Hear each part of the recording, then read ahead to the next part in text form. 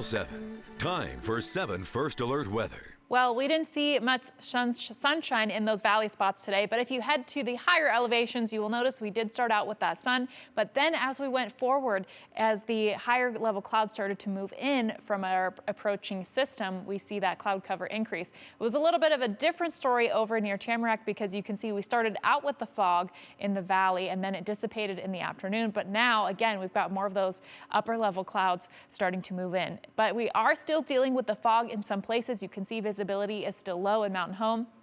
All the way to Twin Falls, there's an area of more dense fog in between those two places. And the fog has really limited our heating for the day. You can see our high temperatures much lower than expected for today, just in the 30s in some valley spots, but much warmer over in the Magic Valley, which is typically not the case, but they've been clear for much of the day today. So we still have this air stagnation advisory in place. You may notice that air quality is down just a touch in some places. So that's because of these conditions that are persisting, and so that will stay in place until tomorrow night. But there are changes on the way for us. You can see this low pressure center off the coast, and that will continue to track to the north and bring in some more moisture with it. Now we will see this moisture play out in different ways, and also it may take a while for the current inversion to break down. But in general, here's what we're looking at for the next few days, Monday through Wednesday timeframe. A few inches of snow in some mountain areas, mainly for valley spots. We'll be talking about rain and not snow, but we do have a chance of some possible freezing rain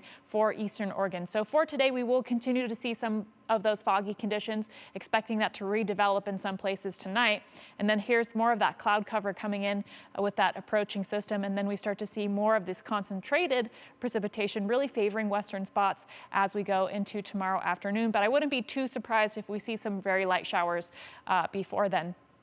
So that continues tomorrow afternoon into the evening as well. Tuesday looks to be the main day where we see the bulk of that moisture. But I want to point out where we have the highest chances of seeing some of that freezing rain. There's 2 rounds of chances, one on Monday that looks less likely and one on Tuesday, about a 20% chance. So you can see parts of eastern Oregon does not look to include Ontario right now, but could get close to Caldwell, and that's mainly for Tuesday morning. And that's because with this inversion, we have more mild air at the top. And so because there's a cold layer underneath that, rain could freeze as it's falling through the layers. So for tomorrow, again, we are starting off the pattern of the more moisture conditions that we will be seeing, but we won't amount to too much right away because in those mountain locations, we're just expecting a few inches of snow. And then in the valleys, pretty light tomorrow. It's not a lot of moisture that we're expecting for Monday, but we will continue to see those more busy conditions. Again, Tuesday is the highest chance of the showers that we have thus far this week, but it does look to go a little bit more towards the Wednesday timeframe. Thursday looks nice and dry.